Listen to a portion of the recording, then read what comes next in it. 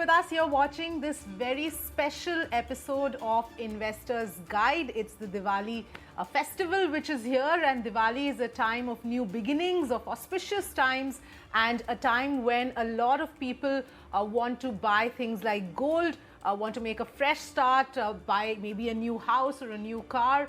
This time, of course, Diwali is a very different period this year because obviously of the pandemic, of the lockdown that we've recently come out of. And there is still a lot of uncertainty about the future. People have lost jobs, people have incomes have been hurt and have reduced compared to what it was before the pandemic hit. But nonetheless, the festive feeling is in the air, and on this show, what we're going to try and do is talk about various things from your investments and from your financial aspects that you can look at this festive season and perhaps make a fresh start using this auspicious time. But let me welcome Feroz Aziz, who's joining us. Feroz, thank you so much for joining us on this special edition of Investors Guide. First of all, a very happy Diwali to you. And of course, this time round, Diwali, like I was pointing out, is going to be very different. And I mean, the kind of advice also, financial advice, I mean, usually we would be talking about what to do with bonuses, but obviously that's not the case this year. Season's greetings to you as well, Avni, and to all viewers. Happy Diwali, happy Dhanteras, and a great new year. Like you rightly said, Avni, it's a little unusual Diwali this time around. Of course, from more from the pandemic standpoint, I think the excess cash and the bonuses which are supposed to be given in Diwali, they're far and few between. So conserving your cash, trying to make sure that it grows effectively and contributes to the prosperity of your future is very, very critical. So it's even more the reason why investments should be given attention this Diwali. Yes, absolutely, Feroz, and that's really the point I want to emphasize, and you know, would like you also to talk to our viewers about is Diwali is obviously it's a time when it's an auspicious time, and people usually use this time to make fresh starts, to make new beginnings. So one aspect here which can get overlooked is with respect to one's investments, and this can be that time of the year, especially given all the uncertainty everybody is going through right now, where one can seriously look at investments, think about ways to sort of reduce any kind of debt burden that one has, make new investments, or look at ways of enhancing your finances for the new year, Feroz. Yes, Avni, I think times which are tougher ones don't last forever. So we as human beings are reasonably creative. When pushed to the wall, the entire human race would do its best innovation to bring back the economy on track, in turn the investments on track, and that's what we've been seeing to everyone's surprise. The markets have done phenomenally well after the pandemic broke out way back in March and April. So I think bad times don't last forever.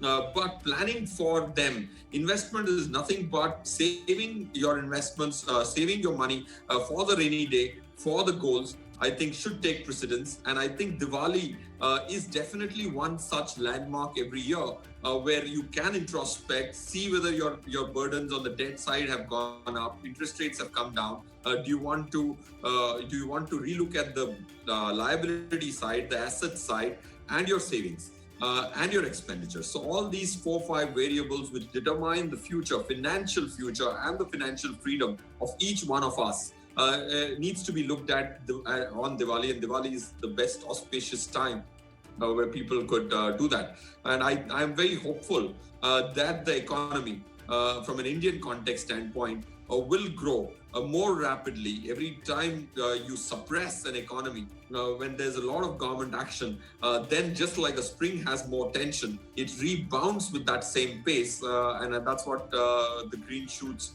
which we initially see in the high frequency data which is coming out over the last couple of months. Yes, absolutely. So that hope for the economy to, now rebound and come back to what it was earlier, that hope is there at this point in time. But you spoke about using this opportunity to, increase savings, increase investments. I just want to point out here that, the recent RBI report said that the spike in household savings in India at this point has been extremely high. It's gone up to more than 21% as opposed to 7-8% that it was a year ago. And obviously that is a result of the kind of uncertainty we are seeing, possible job losses that people are fearing or job losses that have already happened. But this is obviously a good time, if this can be looked at like a silver lining, that need for savings.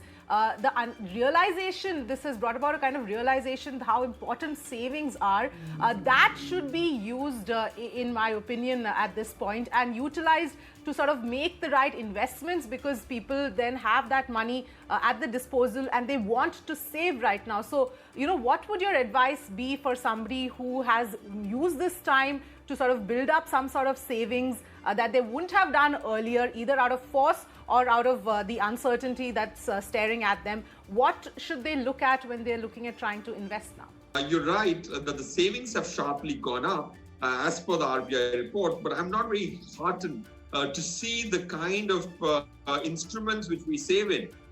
Because mutual funds, which is the most regulated platform which addresses three different assets, equity, debt, and gold, does not get the lion's share of Indian household saving.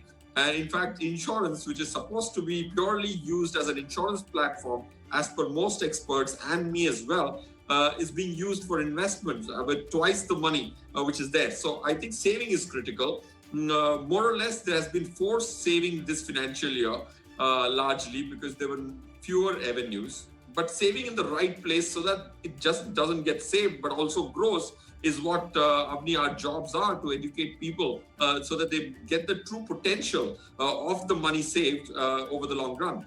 And I think people could have tendencies of spending with a vengeance once the entire setup opens up, which is slowly happening. So I think if saving has gone up, please try and change the habit. Of course, it was forced this time around. If we change the habit, increase our savings, deploy it properly, that's when it will have a catalyst effect on your prosperity. Yes, absolutely. So Feroze, let's do this. Let's go one by one through some of these aspects that one can actually look at, where one can start in terms of using this time to, maybe start a new investment, or to buy insurance, or to pay off debt. So let's look at first off, if somebody, one idea, of course, is to start an investment corpus for one's child, because this is a very common question that keeps coming up, that people want to start investing for their children, and sometimes very often, very young children. And that's a great idea, because the sooner you start, that much more time the money has to really compound, and it can help further for child's higher education, for other expenses going forward, which may be 15 or 20 years later. So that a compounding effect is great. So assuming somebody is looking to start an investment corpus for one's child, what would you recommend right now? See, investing for the child automatically gives you more time. So equity becomes the backbone of a strategy for the child's education, for example. So those are long periods of time. If you're going to be having a goal which is self-consumption, it could just be buying a car, which would be 3 years down the lane. So children's education, children's marriage, other expenses for a child have a longer period. So that implies that your backbone of your strategy is going to be equity. If equity is going to be the backbone of the strategy, starting early, like you rightly said, Avni, will get that compounding effect, which is what is the eighth wonder of the world. And that's where the entire kicker comes and the child's future becomes bright. So Diwali is a very good start point to save and think about your dependent, especially a new life which you've brought to this world. So that's one. Then coming to equity, I think equity as an asset class, you should fall in love with, because India is at the cusp of a bull run to our mind. Of course, not 6 months, 1 year, but a decade bull run is inevitable in India. Last 10 years have not been supernormal returns in the equity side, but the next 10 years, things are going to be different in our opinion. and there's a lot of data to say so. So children's education, children's marriage, all savings with respect to 8-10 years of time frame should be looked at from an equity standpoint. In equity, the best platform to my mind for a retail investor who does not have the time to look at stocks on a daily basis is surely mutual funds. You have 457 different equity mutual funds, out of which you'll have to pick and choose the best ones which can serve the purpose. So I would say a plain Manila equity mutual fund systematic investment plan, or SIP as it is abbreviated, could be a very good saving platform for children. Not the insurance platforms which try and make children's plan. Those are not as effective. So that's something which you have to be wary about and be skeptical about. Not using the insurance platform to save for your child, in spite of their nomenclature might read that it's a children's plan, but that doesn't make it more effective. So mutual funds, be more disciplined of recurring investment for long periods of time. I think that's what I would suggest, Avni, and that's what I would do for my child. Right. The other aspect, Feroz, is one's debts and probably attempting to pay them off if that is possible, especially when we're talking about things like credit card debt, because very often people don't realize the kind of high interest rates that credit card debt can cost and how much one has to end up shelling out, because if you put it all together, it doesn't seem like a lot, but when you combine the interest rate, it's actually quite a big amount. So that is another option or something that one can use this time to do, because the better you are from a liability standpoint, the more money you have to invest, and you're just that much more free. Yes, Avni. When it comes to debt, debt traps could be a serious threat to personal finance, healthy personal finance. So reviewing your debt is very critical. It is in the interest of the credit card company, it's the interest of the manufacturer or a retailer to give you zero cost EMIs on your credit card. So they are trying to lure you to earlier spend than earn. So if you're going to be spending your future earnings, then what are you going to be spending in the future? So you can't live in the future. The Western world has done this for far too long. Their interest rates are low enough to be able to afford that and not get into a vicious cycle. But Indian interest rates are not so liberal. So not overspending and not spending your future potential incomes, and especially this pandemic has taught us what's in the future is not in our control, and there could be surprises which God has planned for you.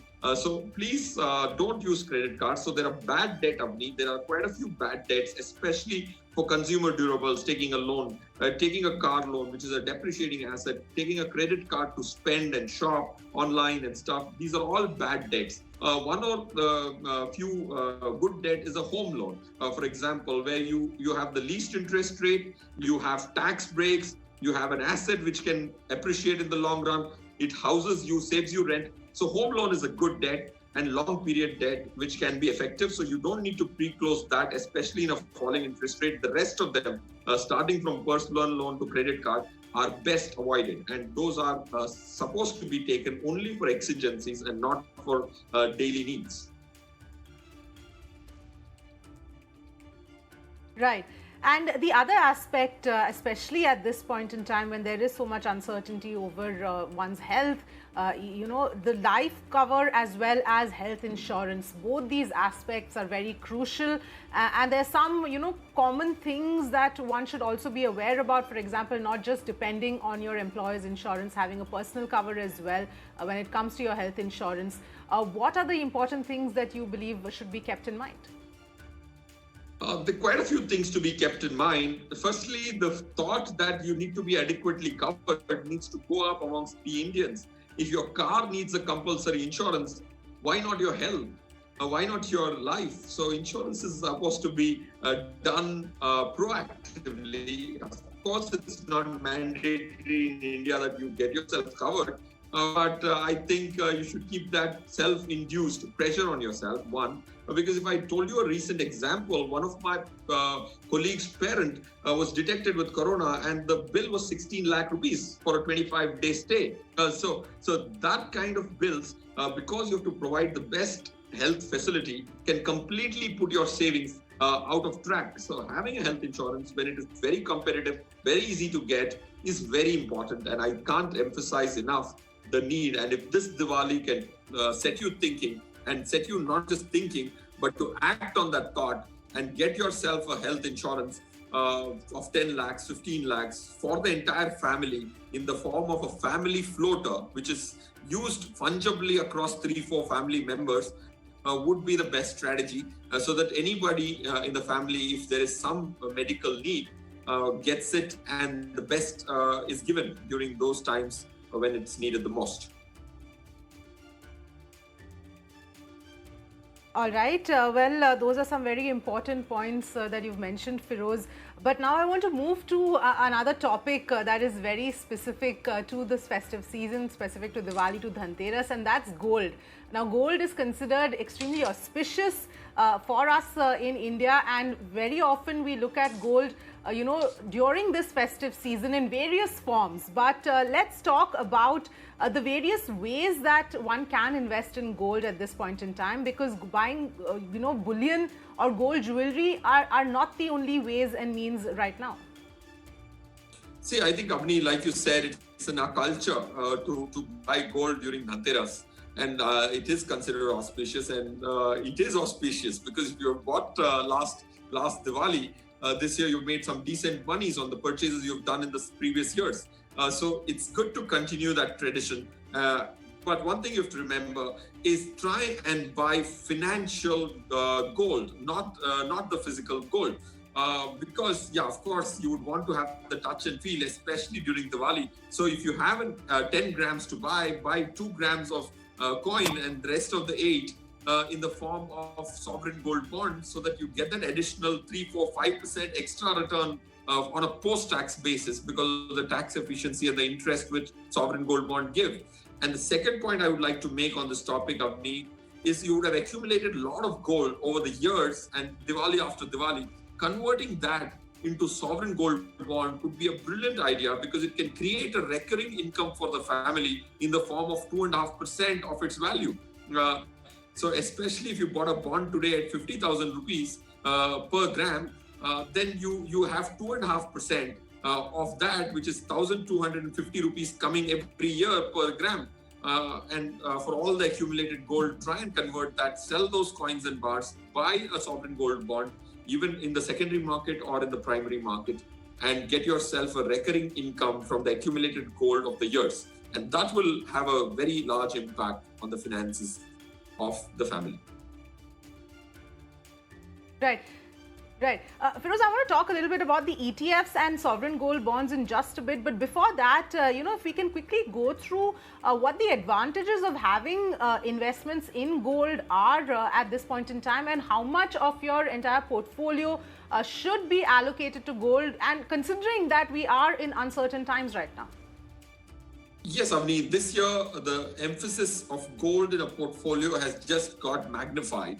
Like you saw, a few days back when Pfizer declared that its vaccine is effective, gold prices fell, and vice versa. When things are going to be bad, especially during this pandemic, gold is going to shine better. And if things sort itself out, then gold will come back and backtrack a little, but not as much as it has risen. So point is, the significance of gold in one's portfolio during a pandemic is clearly established by its negative relation to the rest of the asset classes, especially equity. Then coming to the second part of your question, Avni, what's the percentage of money you should have in gold? To my mind, from an pure investment standpoint, not from an ornamental standpoint where you have the benefit of wearing it, women I mean, on the financial investment side, I think 10% to 15% could surely be considered as a good, safe alternative, which can replace debt in one's portfolio largely, because debt has started reducing interest rates. FDs have a lower interest rate. So gold, again, becomes a flavored asset class or a favored asset class for debt replacement as well. Okay.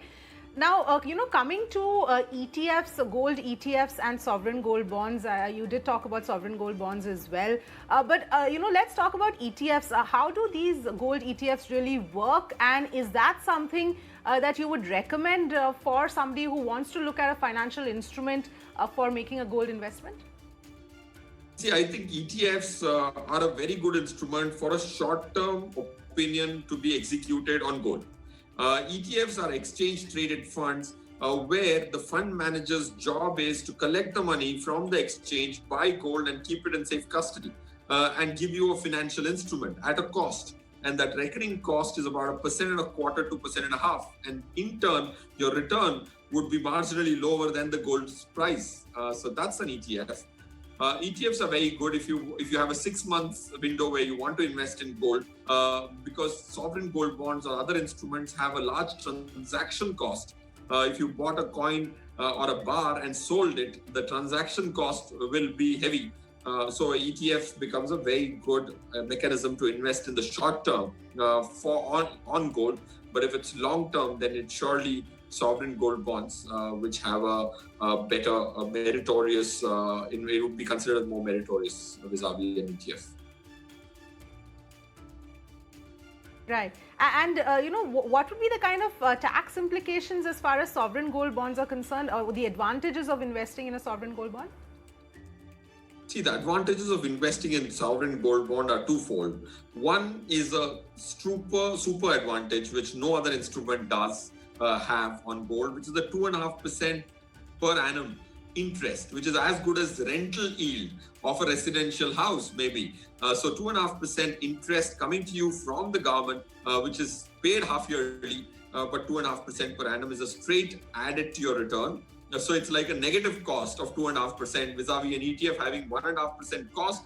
This has a 2.5% additional. So there's a difference of 4% a year between an ETF and the sovereign gold bond. That's one advantage. The second is if you hold this till maturity, then the tax on it for the gains you have made during the holding period, which are called long-term capital gain, are taxed at zero.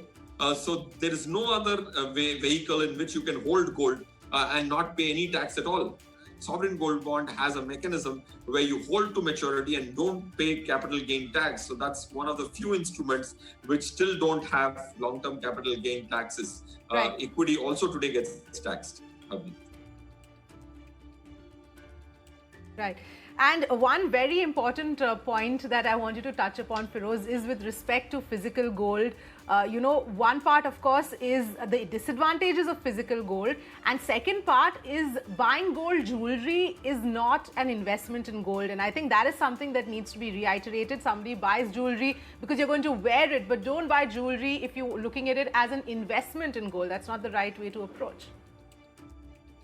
Yes, Avni, I think how do you distinguish between an investment or consumption is anything which is an investment will never lose money buying and selling so much. Today, if you bought a piece of jewelry, and if you went back to the same jeweler to sell it or another jeweler to sell it the next given day, you will lose 8-10%, which could be the making charge and the spread of the jeweler. So anything which loses value if you bought today and sold tomorrow cannot be considered as investment, right? Because losing 8-10% is like losing 1 year return in a day. So it's ornamental consumption should not be mixed up with investments. Of course, during the process of holding an ornament over the years, if it appreciates, that is an added collateral benefit. It can't be considered as the primary job of jewelry. So that's one. When you compare it with sovereign gold bond, you don't have any transactional cost. You can buy it and sell it on the exchange. Of course, the prices could vary between when you bought it and when you sold. So if you look at even ETFs don't have transaction cost. Then comes, very importantly, Avni, ornaments have different purity because gold in the purest form cannot be transformed into ornaments that easily. So there is going to be some degree of compromise on the purity of it because bars and coins can come at 24 karat, but the rest of them require a certain dilution, some impurity to make it moldable and transformed into jewelry. So these are the two primary reasons why I would not consider ornaments as an investment, but ornaments as a consumption item which may appreciate over the period.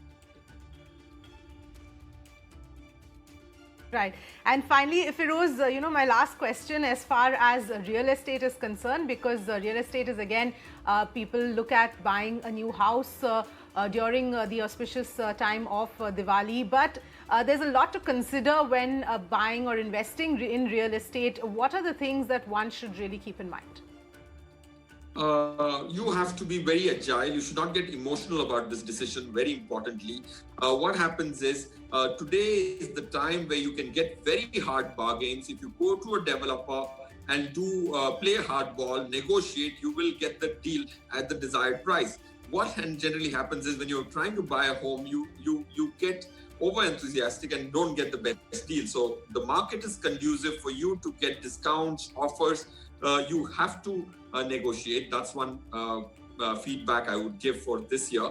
Second is the transaction cost, the registration cost, like for example in Maharashtra has come down till December 31st from 5% to 2%.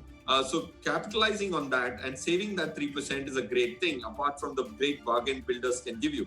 Third, don't buy a house from an investment standpoint, but from a consumption standpoint, it's a great time to actually buy.